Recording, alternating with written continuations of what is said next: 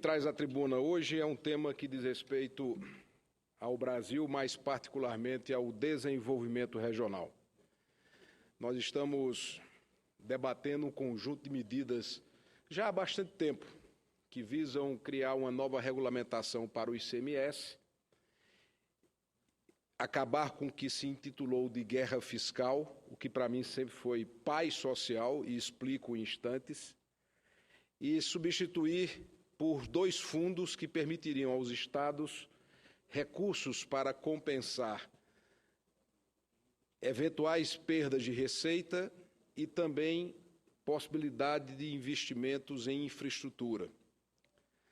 Ocorre que essas medidas deixam de tratar o elemento essencial, no meu ponto de vista, para o desenvolvimento regional, que é o emprego. Sim, o emprego. Porque não há outro instrumento que tenha provocado com maior eficácia, com maiores resultados, o desenvolvimento das regiões Norte, Nordeste e Centro-Oeste do Brasil do que os incentivos praticados para a atração de investimentos industriais. No Brasil e no mundo inteiro, a indústria se instala onde ela tem mercado consumidor e proximidade com matéria-prima. É essa a razão para você colocar uma fábrica deste ou daquele produto. A existência de um mercado que possa consumir no ambiente local, a proximidade da matéria-prima para a transformação do produto manufaturado e também condições logísticas para eventuais exportações. Portanto, em determinadas regiões do Nordeste, do Centro-Oeste e do Norte brasileiro, as indústrias só se instalaram porque conseguiram incentivos fiscais que garantiam a elas competitividade, uma vez que elas não tinham, na Paraíba, por exemplo, que é o estado que com muita honra e orgulho represento nesse instante, a Paraíba não dispõe de um conjunto de matérias-primas, nem tampouco possui um mercado consumidor extenso que justifique a implantação de grandes indústrias. Portanto, o que está se propondo, na verdade, é o fechamento de postos de trabalho na região Norte e Nordeste, o que vai agravar ainda mais a situação de desemprego que o país já enfrenta. Mas há de se dizer, não, mas tem um prazo de transição. Pode ser o prazo que for, 4, 8, 10, 15 anos até, mas esse prazo chegará e com o fim dos incentivos não restará outra alternativa para determinadas indústrias do que encerrar suas atividades, encaixotar as máquinas e levar para a região sudeste do Brasil, gerando um preocupante desemprego. Então, a proposta não terá o meu voto, deixo dito desde já. Respeito, claro, a posição dos senadores de outros estados, notadamente da bancada que eu tenho a responsabilidade e a honra de liderar aqui no Senado Federal, mas enquanto não houver uma resposta clara, nítida, definitiva, cabal, para garantir os empregos, não apenas aqueles já criados, mas aqueles que poderão ser gerados no futuro, nós não podemos aceitar essa medida. Estamos aqui para representar os nossos estados. E a defesa intransigente que faço da Paraíba, independentemente de disputas políticas locais, que estarão sempre menores e serão sempre menores do que a defesa que farei dos interesses do nosso estado, do meu estado, a nossa querida Paraíba, para que nós possamos compreender que a medida não atende ao princípio constitucional do desenvolvimento regional.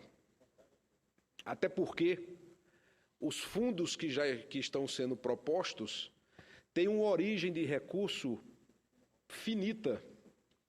Já temos o péssimo exemplo da Lei Candir. A Lei Candir é aquela que compensava, ou supostamente compensaria os estados com a diminuição do ICMS para os produtos de exportação. Lá atrás, o governo federal reuniu os governadores e diz, com certa razão, com certo fundamento, porque você, na verdade, não pode exportar imposto. Você exporta produto e não imposto. Então, em dado momento, o governo federal disse, vamos tirar aqui o ICMS das exportações e os estados que perderão receita serão compensados através de um fundo, que ficou conhecido como o Fundo da Lei Candir. Nunca, em tempo algum, e não me reporto apenas a este governo, a todos desde que a lei foi criada, a compensação foi realizada de forma plena, de forma integral. Então, é como diz a linguagem popular, o gato escaldado tem medo de água fria. Então, se os estados brasileiros já levaram um bypass do governo federal através da Lei Candir, os governadores, com toda razão, estão exigindo uma fonte segura, uma fonte sólida de recursos para fomentar os fundos que estão sendo propostos em contrapartida à unificação da alíquota do ICMS.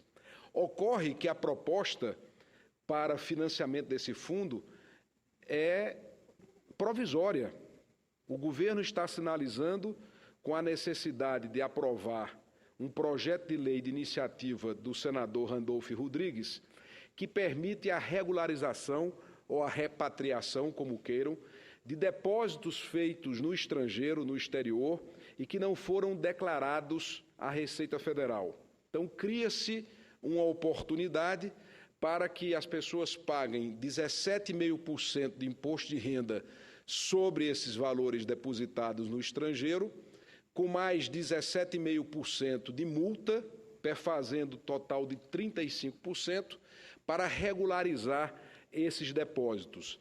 Primeiro nos cai uma dúvida de imediato: como vamos distinguir o que são depósitos legais e que cometeram o crime de sonegação fiscal dos depósitos ilegais, oriundos do narcotráfico, oriundos da corrupção, de lavagem de dinheiro?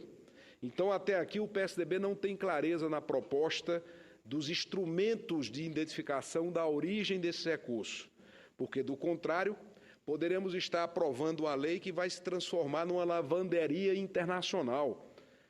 Vai ser algo que desmoraliza a nação e desprestigia a honradez e a ética e a decência da maioria esmagadora do povo brasileiro. Essa é a primeira questão. A segunda questão é que o fundo seria financiado por esses recursos que são finitos. Abriria-se um prazo de 120 dias, de 3 meses, para que os depositantes no exterior possam optar pela regularização dos recursos. Muito bem, a União teria ali, naqueles 3 meses, uma arrecadação atípica, extraordinária, que não faz parte do fluxo de recursos corriqueiros do governo federal. E a pergunta óbvia, primeira que se faz: e quando esse recurso acabar, o fundo acaba junto? Ou seja, é uma compensação temporária, porque nós, primeiro, não temos a segurança plena de quanto será arrecadado. E ontem, na reunião que tivemos com a presença do ministro Joaquim Levy na presidência do Senado, eu, particularmente, indaguei pessoalmente ao ministro e outros senadores fizeram pergunta idêntica sobre qual a perspectiva, qual a projeção, a previsão de receita que o governo federal tem. E não há uma resposta clara, até porque é compreensível que você vai depender da adesão daqueles que, porventura, queiram regularizar os seus recursos, caso a lei venha a ser aprovada. Vão tentar aprovar hoje à tarde, mas nós não vamos permitir. Não vamos permitir que uma lei desta envergadura, que trata de bilhões e bilhões de reais, bilhões de dólares, seja aprovada a toque de caixa numa sessão tida como de urgência pelo Senado Federal, até porque o regimento não permite. Então, trazendo a matéria para regime de urgência no plenário, acontece que o regimento da Casa estabelece que temos que ter 2 sessões de intervalo de interstício após a aprovada a urgência. Então, você quer constituir um fundo, o governo federal quer constituir um fundo que compensaria os estados com eventuais perdas de receita e possibilitaria investimentos em infraestrutura com recursos que são finitos. E depois que essa arrecadação encerrar, quem vai alimentar o fundo? Quem vai garantir o fluxo de recursos para o Fundo de Compensação dos Estados? Portanto, é uma medida que não terá o voto deste senador da Paraíba, porque eu estou aqui para defender o meu Estado, como todos os senadores estão para defender os seus respectivos estados. E para concluir, senhor presidente, conclamo todos os senadores e senadoras do Centro-Oeste, do Nordeste e do Norte do Brasil para que possamos votar contra essa matéria, deixando da tribuna do Senado Federal para que fique registrado nos anais desta Casa a ameaça que essas regiões sofrem com o desemprego. Postos de trabalho serão fechados porque as indústrias não mais irão para essas regiões e até mesmo aquelas que se encontram, vencido o prazo de transição, que pode ser de 4, de 8 ou de 15 anos, vão fechar suas atividades e serão deslocadas para as regiões mais desenvolvidas, onde você tem mercado e matéria-prima, que é o que justifica a presença de uma indústria. Isso não é uma invenção minha, essa é uma realidade do mundo inteiro. A indústria se instala, se implanta onde tem mercado consumidor e matéria-prima. Não havendo essas duas pré-condições, ela vai para onde tem um incentivo fiscal. E aquilo que se chamou de guerra fiscal, repito, na minha visão, foi a paz social no Brasil. Foi a paz que se criou para que as regiões menos desenvolvidas tivessem, nesse instrumento, a única chance verificada até aqui de desenvolvimento. E querem agora acabar. Tem um respeito, tem um carinho, tem um amor por São Paulo. Todos nós, brasileiros, queremos bem a São Paulo e devemos muito a São Paulo. Mas não podemos reduzir o país a São Paulo, que já tem praticamente metade do PIB. Metade do PIB brasileiro já é de São Paulo.